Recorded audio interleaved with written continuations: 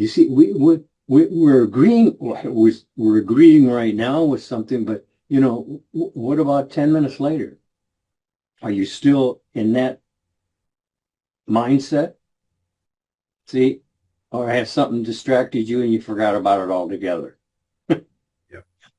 That's where I always found myself, you know, weeks down the way, and then suddenly something happened and I got an inspiration and then suddenly it all comes back to you and you're going, oh, where was I? Where was I? You know, where are you? That's the question. Where are you? What are you? What are you claiming?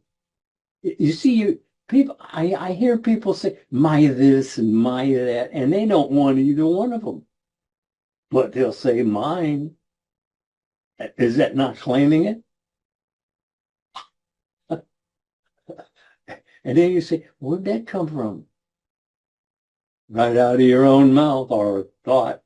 See, you have to realize that what metaphysics is the theater of mind. You're playing in it. You understand? You're playing in the theater of mind. You're acting out your everydayness. But you can add to it or subtract from it by change your mind, change your world. And that's exactly what it does. And to change your mind changes your world. Because that's God's part of the equation.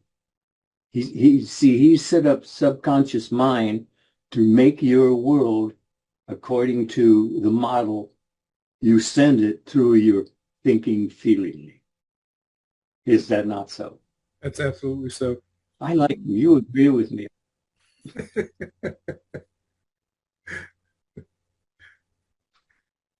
It's nice to talk to someone on the same page. Oh, absolutely. And the truth of the matter is, with both of us, if there was a point that we didn't agree, we would say it subtly that, well, maybe think about doing it from this way. So we wouldn't just outright say, oh, I don't agree. We would just give a different spin to the thing that we're talking about. So, and there's times where we may not always agree, but for the most part, we're pretty much on the same page. That's all I'm trying to do is to get everybody on the same page. Because I'm reading it right out of scripture. I'm not, we've been doing this for years, right? Yeah. Have you found me representing scripture? No, not misrepresenting scripture. Never. No. Okay, there you are. And so that's what I'm talking about. I didn't make anything up. I can tell you that. And I didn't figure anything out. I can't even figure out my checkbook, and my wife takes care of that. But so, just ask yourself, what am I thinking about? I mean, when you consider that what you're thinking about is what you're leading you to in your future, because you're always thinking ahead of your evidence, which is in future. You gotta have a little discipline. I know that's kind of a dirty word, but you really do need to have a little discipline. And I can tell you, I didn't come by it easy. I mean, it took a couple of years just to sit quiet enough to actually start asking myself questions. See, you do have to do that because you don't get answers unless you do ask questions. And even though you'll just kind of sweep them aside if you don't like them, but really focus on what you're allowing yourself to entertain as a mood. A mood. See, if you're in the right mood, you get the right vibrations. You're in a negative mood, and you're making the vibrations, see.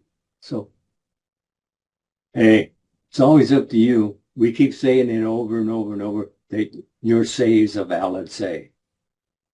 What are you saying with it? What are you claiming with it?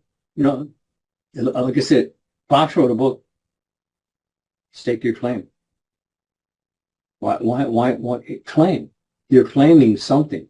Like I said, you hear people saying, oh my this and oh my that, and they don't realize that they're claiming that they have that. And they're answered. You have it. Now what are you going to do with it? Complain about it? Yeah, all that gets you a little more to complain about. So, and then when you're complaining about the complaining that you have to go through to get to the more complaining, you get more complaining. You're on all the time, right? Oh, absolutely. And like you say, aware or unaware, good, bad, or indifferent, it's going to show up. It is showing. Your everydayness is the result of it, of what you're thinking, feeling of. Oh, some of it may be shoved off to the future ways, an event you expect to come about in the future through possibly negative thinking, which you're just setting yourself up. And when you're thinking feelingly about most anything, you're either setting yourself up or setting yourself free. It's either one or the other. You're saying what you're saying positively, or you're saying what you're saying negatively, and you experience it accordingly. Because you can't. They say, "Oh, I never thought about anything like that." Well, you saying God made a mistake? No. Well, then how'd it happen? See, you can catch yourself. You can catch yourself setting yourself up, and that's what you want to do. Because I catch myself every day. I have to turn quickly, because if you don't, that negative idea starts drawing in other negative ideas to support it. And then you get caught up in the world. See, that's why we're told to be in the world, but not of the world. Because when you have a negative thought, man, it'll be filled just as quickly as divine providence allows. Attitude. That's all it is. It's your own attitudes. If you just seek out what are your attitudes about what, yeah, and I tell you, I had a list I wasn't even aware of. I mean, I really was. You start thinking about things you say, and like I say, you get in a crowd and you're hearing someone say, "Oh, I have my this and my that." Come on, you'd like to just give them one of those upside the head ones and tell them, "Look, why are you creating that for your life? I mean, it's your life, and you were given choose this day, and you're doing choosing right there. Well, you're claiming that is mine. See, don't do it. You let go, let God, and you'll only do that if you believe in God. No, so well, I believe in God. No. If you believe in God, you're doing godly things, right? Yeah. I mean, come on. Oh, that doesn't mean, mess up now and then, we all do that. Even with the best intentions, we still do that. So, but the point is, you'd question anyone else to get now. Why wouldn't you question yourself? Huh? You go study this book and study this book and study this book to get all the knowledge, right? Why can't you just sit in the silence and absorb it? You see, the stories of Scripture, they're beautiful stories, the way they're written, but it's a message within a message. You see, they'll pick out some individual and they'll tell you what he's thinking, and then you follow him along in a little ways, and then you see what he's doing. And if you see what he's doing and you hear what he said before, then you understand he's talking ahead of his evidence. And so are you. Believe it. Believe it.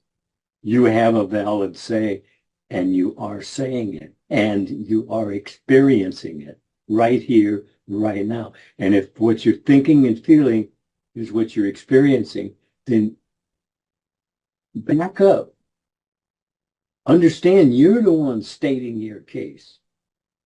Just you. But subconscious mind ain't going to argue with you. They say, oh, that's what you want more of, huh? And boy, do you get it. And then you complain about that, and wow, you get another dose. Oh, yeah. I went through all that, see. I can laugh about it now because I went through it. But when I was going through it, I'm whining and crying and all of that nonsense. And why me? Why this? Why now? When I'm setting it all up. If I can't convince you of that, well, then you're denying yourself. And aren't we told all denial is self-denial? We do. You said something. I want to touch on it real quick. You said if you believe in God, you'll do godly things. And let me clarify, godly things don't mean religious things. No. Godly things means thinking from the mind of the Creator and realizing that as you think, you are, you do, you be. It goes back to spirit and in truth. What is the truth of Scripture? You begin living from that truth. So when he says godly things, he's not talking religious things. No. Did Jesus talk religiously? He just talked to you. You put the religion on it. Man, all these religions, they're man created, not God. This one thinks this way, so he teaches you that. This one thinks that way, so he teaches you that. And what it turns out to be is that they're all cults. You want to talk to God? Go in the closet. You don't need to go in the closet. Close the door. When you're alone, speak to your Father, which is in heaven. And where's heaven? In here. Where's the temple of the living God? In here. And who was the church? You. Come on. It's right. It's right in your lap. Right. I mean, look at it. Open it. Quicken it. Think about it. Sit in the quiet. That was the hardest thing for me to do. Now, I have not said anything was easy. See, I said it was simple. Now, there's a big difference between simple and easy. Okay. But everything attracts your attention. You know, train goes by, an airplane goes over, the phone rings downstairs, even when you don't want it to. And when you get distracted, you see, you're thinking something else. So that's being fed that something else. And that becomes your model to subconscious mind, who's building your world moment by moment. See, you can't get away from that. So why try? See, you know, you're told, do a thing, and you shall have the power. A thing? What thing? Whatsoever was the possibility, and whatsoever pretty well covers everything, good or negative. So and I tell you, you're on all the time. You're talking to yourself while I'm talking to you. Yeah, really. Are you agreeing with me? See, if you are, I'll see the results of it the next time. And if you're not, see, people tell me, oh, yes, I heard what you said there. Yeah, I believe that. Are you doing it? Well, what? See, we fool ourselves. We're kidding ourselves. We're letting ourselves down. We're denying ourselves. And we're told that all denial is self-denial. Why are you doing that? I had a half a dozen of Neville's tapes. And I listened to them at least one every night for years before it actually touched base. I began thinking differently. The importance of having a CD, because what has your focus has your life. Think about it. We're not asking you to join anything, but you have to have the CDs. You have to have the DVDs. You have to listen to them. It's you training this. Listen, listen, listen. But as Mr. Lindell stated, you have to listen to them repeatedly. And again, for those who are interested, click the link below and it will take you to the 4 CD set, and you'll be able to transform not only your mind, but your world.